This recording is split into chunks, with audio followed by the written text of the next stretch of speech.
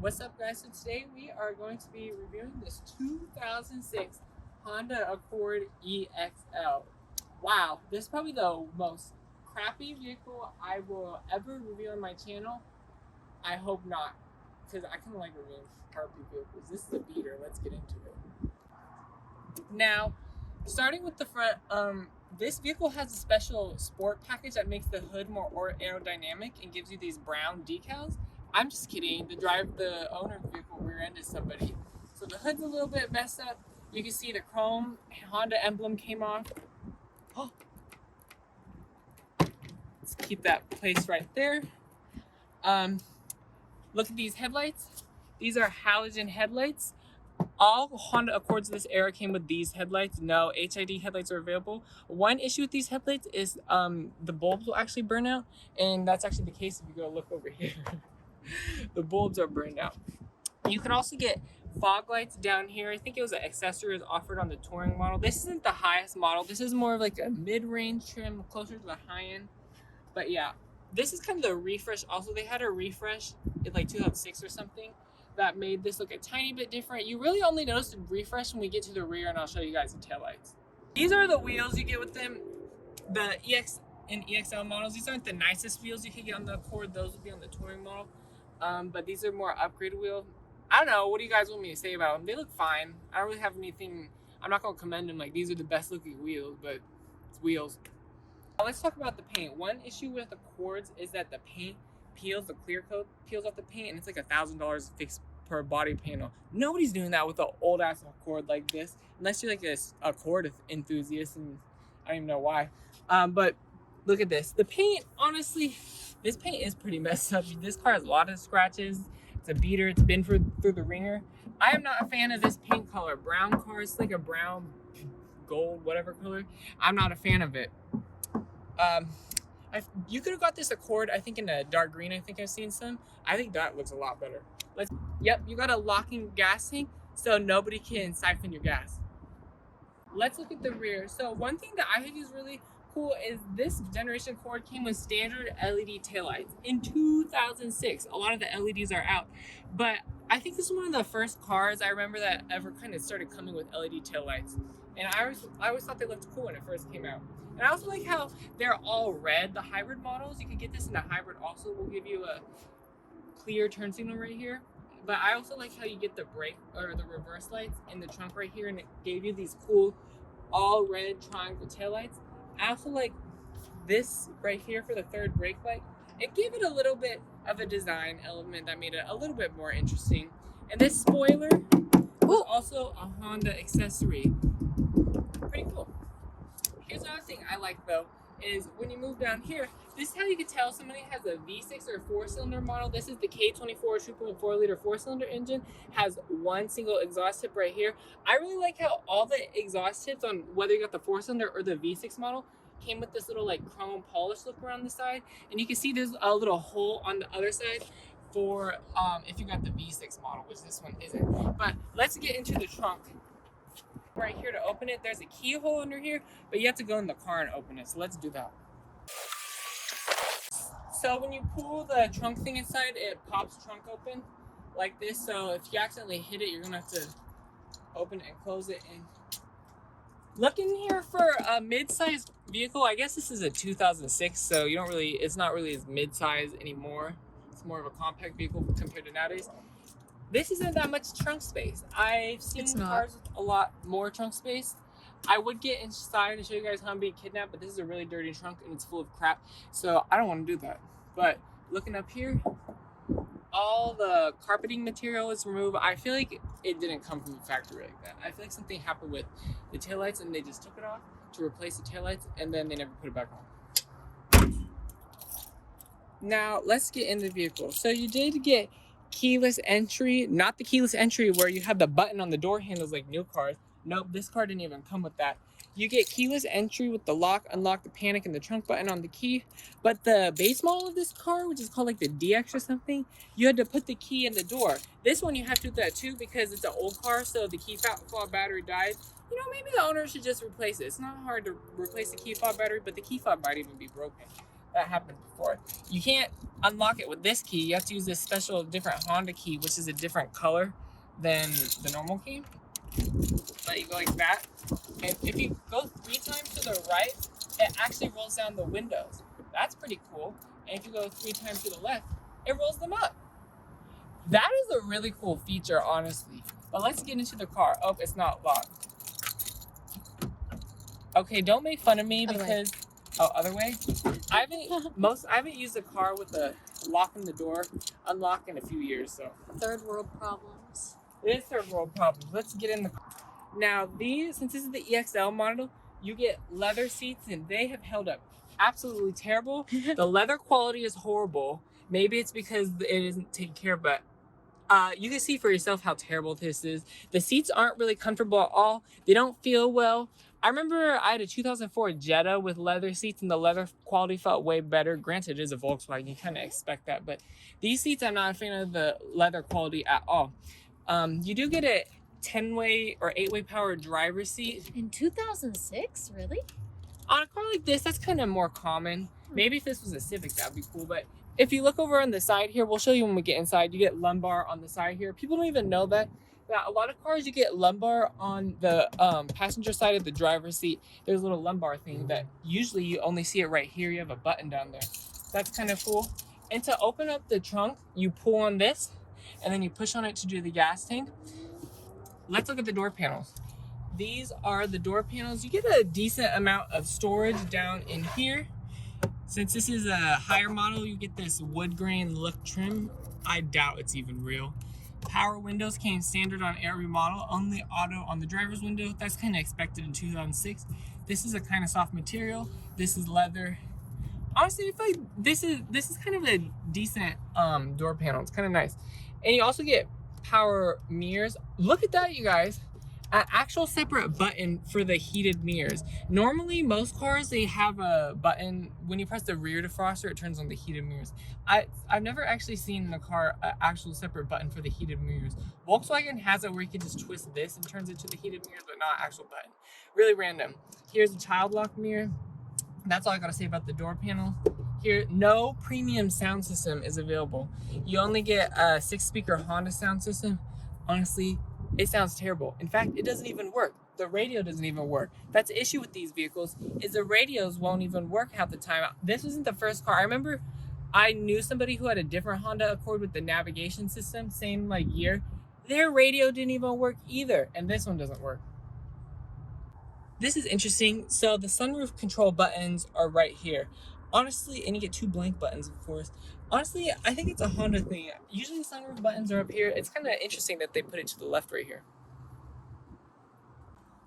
What the hell? Makes the car smell good. We got sage in here instead of sunglasses. Okay, let's get in and talk about it. Alright, guys, so let's go through the interior. We're gonna shut this door. Sounds very luxury. One thing that's cool that I always liked about this generation Honda Accords, when you start it up, the gauges light up. No, that's more common nowadays, but back then in 2006, that wasn't nearly as common. Now, let's look at the steering wheel. It's leather wrapped. A lot of the leather is coming off on this side. It looks terrible. At least you get these little perforations inside the leather that makes it look pretty cool. You get cruise control right here, and you get your volume buttons right here. That's all you really got. Now, let's talk about this infotainment system. Doesn't work. If you want the radio to work, you have to press, was it 1, 6 power at the same time, and you press 2. And then it says 2. Honestly, I'm not getting it to work. I'm not going to try to get it to work because the speakers are blown. The sound system sounds terrible. We might have had to press 2 and 6 power. Oh, here we go. The FM. It's another Lifestyles of Gigillionaires. Meet the AT&T fiber customers winning at life with hyper gig speeds. Meet Gigillionaire Terry. Well, his love of streaming horror movies has... Okay, let's turn that down because the radio literally only works for like 3 minutes and it stops working. You just get, it's just a normal radio, CD player, tune, this, that, display. You can't really do much. Oh, did I make it start acting up? Oh, here we go. What radio? What CD is in here? I don't know who this is. Look, we get the Avril Lavigne CD. Let's pretend it's Avril Lavigne. Now, let's talk about the climate control. You get driver and passenger climate control since this is the EXL model. That is not standard. I know standard on new Accords. I think that's really cool. In 2006, that might be a not that cool of a feature in 2006, but honestly, it's definitely not a cool feature now. It's more standard now. But in 2006, that's more of a uncommon feature. You also get, since this has leather, you get heated seats. Here's my issue. Only 2 levels. People can say I'm nitpicking, but my 2004 Volkswagen Jetta had 5-level heated seats. And that car came out originally in 1999. This car only has 2 levels, and they don't even work that well. It's not like, oh, you turn it on high and then it works really well. No, they don't. They don't get that hot. I remember my Volkswagen had way hotter heated seats. Now, you can close this if you want to cover up all those gross vapes. I really think that's cool. And I like the wood grain look. Then you press this and you get all these coins right here. It is not an ashtray. Not an ashtray. Don't put any ashes in there because it's not an ashtray. Open this out and this is a power outlet. Once again, it is not an ashtray. Let's talk about the gear shifter. D3. That is not sport mode. People might be like, no, duh. No, I know somebody who I used to be friends with drove this Accord right here and told everyone the D3 was sport mode, was driving around in 3rd gear saying it was sport mode. Probably ruined the transmission a little bit. And I remember I complained in my Nissan Sentra Nismo review that this is not, their parking brake wasn't leather wrapped. This one is. And once again, you get the golf ball perforations in it. 2 cup holders right here, dirty ass cup holders. Let's open this up. You get this center console, which is actually decently sized. And then you get another 12-volt power outlet in here, which that's really nice. Look at that vape juice. Oh my god, THC. Bruh, Center. Bruh, he always be saying he don't got any weed, and then he'd be having the secret tincture in here. Opening up this center console, look at that. So you open up the first layer and you get this wireless phone charger in here. I'm just kidding, it's not a wireless phone charger. You get this more spot for your coins, because in 2006 everybody had millions of dollars worth of coins. That was a big flex. That was a big flex. Open this up. Oh, look at this. You get liquid candy in here. My friend always says he doesn't have any candy to share with us, but then he got this whole bottle of liquid candy in here. Let's open this up more. You get a 12-volt power outlet in here. That's pretty decent. 2 power outlets in there. Okay, Honda. You get a dime right here. Let's close it up. That wasn't in the Nismo. Nope. This is the lumbar support I'm talking about. If your car has one of these levers on the side, it's lumbar support. Honestly, this has really adjustable lumbar support. Like my Mazda 6 2018 has power lumbar support. This has more adjustability. Well, it feels like you feel the lumbar on the back move way more than I feel in my car. This feels pretty good. Look at this, the mirrors, illuminated mirrors, it's whatever. This headliner. What year are we in? 2006. What is this? How old is 2006 to 2022? Is that 18 years? Was 2006 18 years ago? Or am I like really dumb? I'm like really bad with math. Whatever, this is an 18-year-old car. I bet you that's wrong. The headliner is held up pretty well. It's not sagging. Honda might be smart engineering this thing right here. I think this is what keeps the headliner in place. And if you, I kind of want to take it off. Let's move on to the back though. These side panels are nice, so you could put your phone here. So if you're texting and driving and you're waiting for the text back, I'm just kidding. On the passenger side, texting and driving. You get on the driver's side too, though. It's the Mine's a little bit bigger though. yeah. Sorry, driver's side sucks. Dashboard, decently soft. It's pretty nice. I don't really like all these lines in it. Kind of looks ugly though. And then this is hard right here. It's a 2006 car. This is a Honda Accord. It's not a luxury car, so who even cares? Let's open this up. Lockable glove box. Lock it with my fingernail because I need to click them. And this is an okay size. This is about average. There's a bunch of stuff in here. We don't need to be nosy looking through that. Let's move on to the back seat though. Now let's talk about the rear seats. Honestly, you get a decent amount of space. In fact, you get more space in the back of this Honda Accord than you get in my Mazda 6, which is the same class but 12 years newer. So Honda Accord be giving you a lot of space. Now, if you're hot back here, that sucks. You have no air vents. No air vents were available. And then obviously you don't get heated rear seats. Obviously you don't get any rear USB ports. You get map pockets on both sides, which is decent, I guess. Here's what's really decent is you get a huge amount of storage in the door panels right here. Especially in 2006, I know a lot of cars in 2006, like my 2004 Jetta, literally had no door panel back here. Like literally, it was just a speaker. And this gives you a cup holder and space to put maybe, I don't know, whatever else you need. And then also you get the area right here to put your phone. Once again, the leather with the stitching right here. This is kind of soft. Pretty decent back seat. Let's fold this down.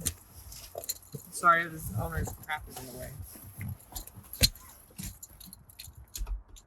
Look at that. You can open this, so you can, if you have some skis, they can spit through who's taking this to the snow. It's not all-wheel drive.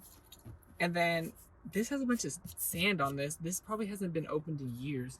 But this is soft, and you get 2 cup holders right here. 4 cup holders in the back in 2006. That's pretty good. Oh, look at that, you guys. You get a hole in the leather. Now, let's open up the hood. How long do you guys think it's going to take me to figure out how to open this? With help. Oh, I got it. Let's see. Okay, what's powering this beast?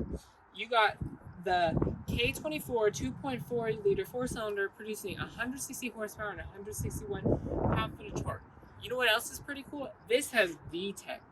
People are like, what is VTEC? I was Googling it. Honestly, I can't give you the mechanical explanation of it because I really didn't even understand it. I kept rereading it.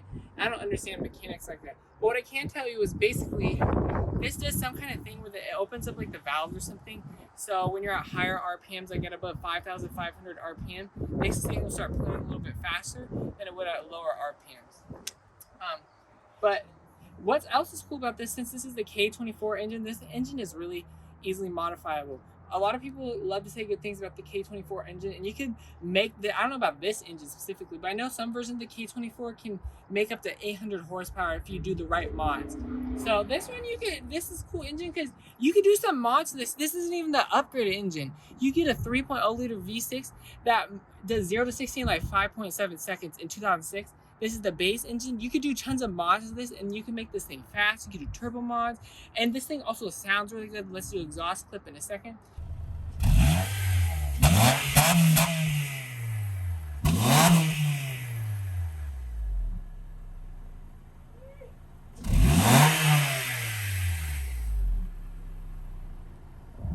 Honestly, this is a pretty cool engine, and it's one of Honda's more famous engines. That's one thing about Honda's engines, they're also pretty reliable.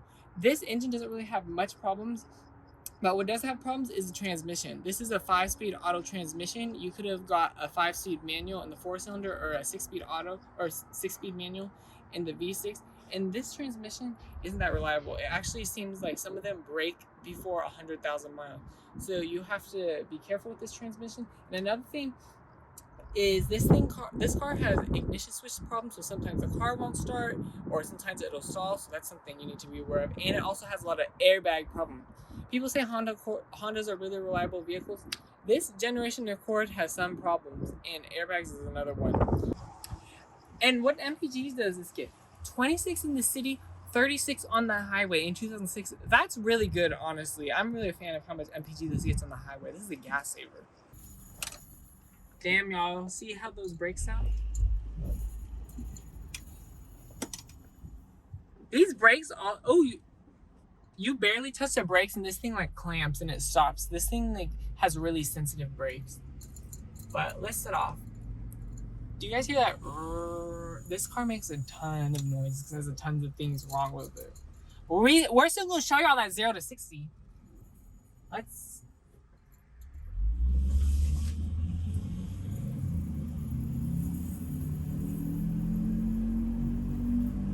Doesn't it sound like we're taking off in an airplane? The owner, this car has made that noise for over a year. The owner never got it fixed. He just still drives it all around all the time. So that's one thing I like about Hondas is you got all these issues, but you're still driving to and from work every day. The transmission also, I said this transmission has transmission problems. It doesn't really act like it. You know, we gotta make the green light. It did a quick downshift and it does a quick upshift for a transmission this old. Smooth on the turn. Yeah. That was smooth. Yeah, and this seems like it's a really good turning radius, and I'm moving the steering wheel right this and it responds to my inputs really well. It's not a numb and boring steering. You know, you go like that and the car moves. It's not one of those steering where you move it like that and the car doesn't do anything. This is a loud vehicle though. I wish the radio worked to drown out the noise of whatever freaking is making this noise. Alright, let's show you all the handling of this. I don't want to take it too fast. That took that turn decently well. I didn't hear any tire noise, and the car seemed like it could have handled better. We're going a little bit fast here. I could hear a kind of weird noise on the left side of the tire, back tire specifically. Yeah, taking that turn fast and going fast, this car kind of scares me going fast. We're at 60. Let's say we have to pass somebody. This has a okay amount of power for passing. I wasn't flooring it there, and I wasn't redlining it, but we were able to get the speed. Now the suspension's really bouncy. Probably has some messed up shocks.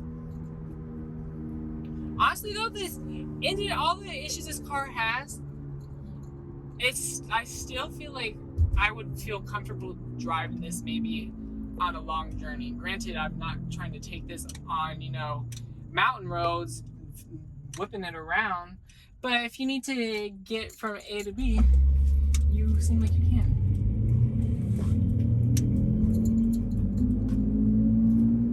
You do feel the transmission shift a tiny bit, but honestly, for how old this car is and how delicate, or not, I don't want to say delicate, how this car can have transmission issues, the transmission shift's fine for me. The upshifts are quick enough, the downshifts are quick enough, it's responsive enough, you know, and when it shifts, you don't feel it. I've been in cars that you feel the shifts a lot more, and this doesn't really feel like that much of an old transmission either. Maybe it's because I'm used to 6 speeds in my cars. This car only has a 5-speed, but you know, I think it was because I'm used to my old car. Remember, my old car had a 4-speed auto, and you really would feel how that thing had a long power band. This doesn't have as much a long power band. This still feels decently modern. Now let's talk about the ride quality. This doesn't have the best ride quality. It's not beating me up. You know, I remember I sat with my friend for a few months. She had a 1997 Toyota Corolla with hella miles, and that thing was literally like the worst vehicle I've ever been in. This is definitely not like that. People think, oh, the ride quality is terrible. Well, you haven't been in like a horrible vehicle. I wouldn't say this is terrible ride quality. I wouldn't call it good ride quality. I wouldn't call it terrible. I'm sitting in this, I'm comfortable enough. I don't feel, yeah, you do feel vibrations through the suspension and the steering wheel, but it's not bad. You know, you press the brakes and you do feel vibrations. That's another issue with this car, is the brakes, and it kind of has brakes that vibrate when I think you could get warped brake rotors, and you do feel it in this car a little bit. And same with the brake noise. Now let's take this turn. This is an okay turning radius. Oh, we gotta gas it.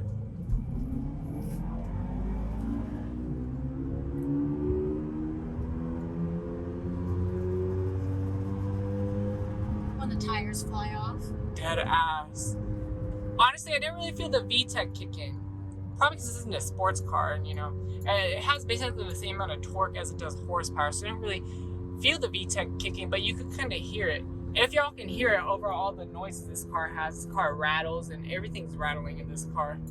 But when it's not rattling, did y'all hear how nice that VTEC sounded? Honestly, I love Honda 4-cylinders. People love to say, 4-cylinders sound like a fart can, which they kind of do, and people make their Honda sound like fart cans a lot of times. But I feel like if you get a really actually good, decent exhaust on a car like this, it actually will sound good, especially when you're high up in the RPMs. If it's not loud, it'll sound good, but y'all heard it when I was flooring it right there. It makes a nice when you're up in the RPMs you get in the VTEC.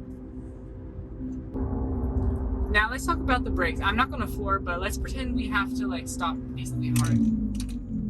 You know, these brakes stopped great.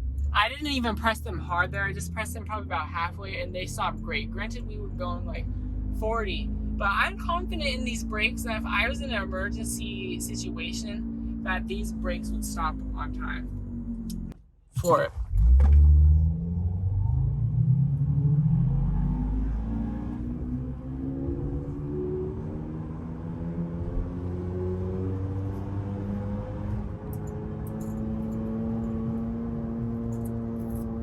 Now this thing, I feel like I'm driving a Tesla right now with the way this car puts me back in the back of my seat. No, this feels like really comparable to the Hyundai Sonata. I'm just kidding. Very boring. Yeah, just average acceleration. But for an old car like this, it's enough. You know, I know a lot of people watch this, probably have this car, or are wanting to, you know, you need a cheap car. You get an old car, a lot of old cars, you're like trying to merge on the highway and you're literally like having to floor it basically. This car, despite how old it is, it'll have an average time getting on the highway. You won't have trouble, you won't have to floor it. It feels about the same as most cars on the highway. That's what I like. Overall, this vehicle is just pretty capable. You know, if this car was in better condition, like if somebody actually kept up with the maintenance, I would actually think it's a decent car to get. You know, you could get the hybrid model. The hybrid model is actually the fastest model, believe it or not. Or you can get the V6 one, which is really fast too. 0 to 60 in like 5.7. That's crazy. You can get in a manual. You can get this with the navigation system right here. Overall, what do I think of this vehicle? Honestly, I think it's a pretty decent buy. You know, you need a cheap car to get you from point A to point B. This is pretty good buy. If you get, the only thing I don't like is that the issues with the radio, and then you have transmission issues and issues with the airbags. But if you found one with an aftermarket radio, or all the stuff was taken care of, I think this would be a pretty decent buy, especially if you get the V6 model, because the V6 models are fast. And then you could get this if you want somebody who wants to maybe mod your car a little bit, maybe not to make it faster, but just like get into modding. This would be a perfect car. With the K24, you could mod it a little bit. And these are pretty cheap. And yeah, this might be the most it's not the most reliable vehicle. You know, a Camry will probably be more reliable, but this is more interesting than a Camry. And these cars are so common. You know, you have issues with it, you'll just go find a part for it. So